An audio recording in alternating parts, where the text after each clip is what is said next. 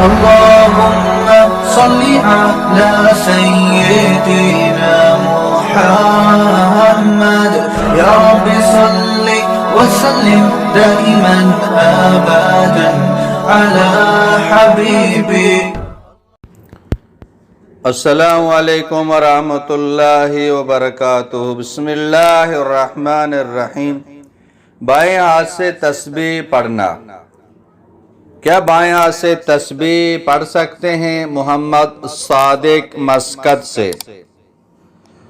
اس کا جواب یہ ہے، واضح رہے کہ ذکر و اذکار میں مقصود بالذات تسبیح باری تعالی ہوتی ہے اور شمار کرنا مقصود اصلی نہیں ہوتا ہے.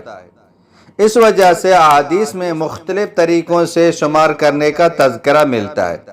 ان میں سے ایک طریقہ ہاتھ کی انگلیوں سے شمار کرنے کا بھی منقول ہے.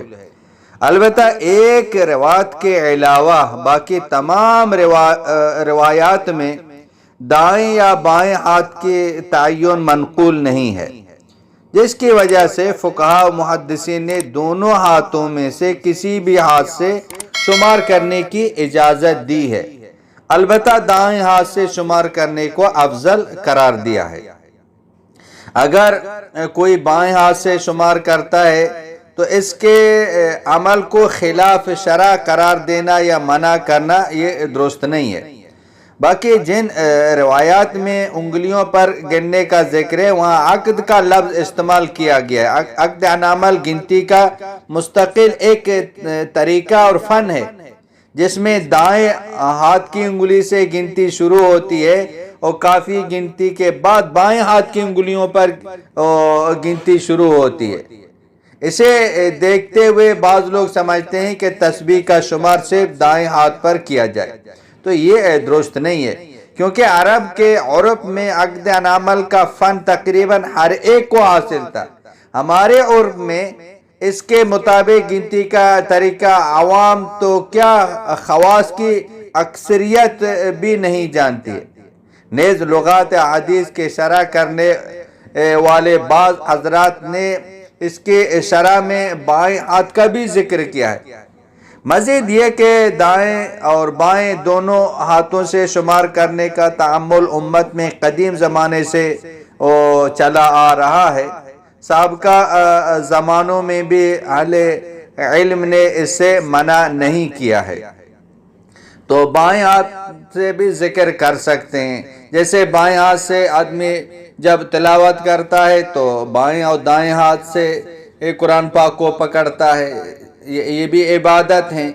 اور نماز پڑھتے ہوئے بائیں ہاتھ اور دائیں ہاتھ کو جو نہ باندھتے ہیں، بائیں ہاتھ استعمال ہو رہا ہے رکوع میں، سجدے میں. اور اسی طرح جب کسی کو دونوں ہاتھوں سے سلام کرتے ہیں، ہاتھ ملاتے ہیں، تو دونوں ہاتھ استعمال ہو رہے ہیں. دعا کرتے ہیں تو وہاں بھی بائیں ہاتھ کو آدمی اٹھاتا ہے اور دائیں کو بھی اٹھا کے جو نا یہ دعا کر رہا ہے. تو لہٰذا دائیں اور بائیں ہاتھ دونوں سے ذکر کر سکتے ہیں.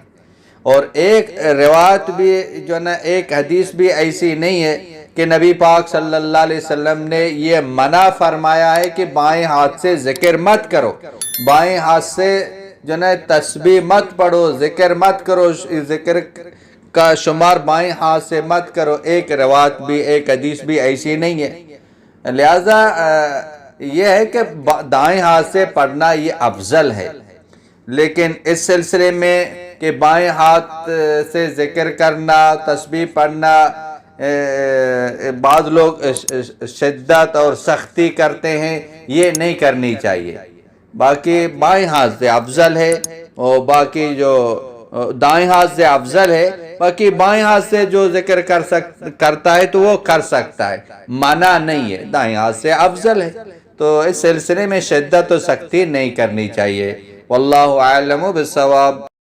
اس ویڈیو کو لائک اور شیئر کریں، حکیم اسحاق آفیشیل کو ضرور سبسکرائب کریں اور بیل آئیکن پر کلک کرنا بھی نہ بھولیں تاکہ چینل پر آنے والی ہر ویڈیو فوراً آپ کو مل سکے.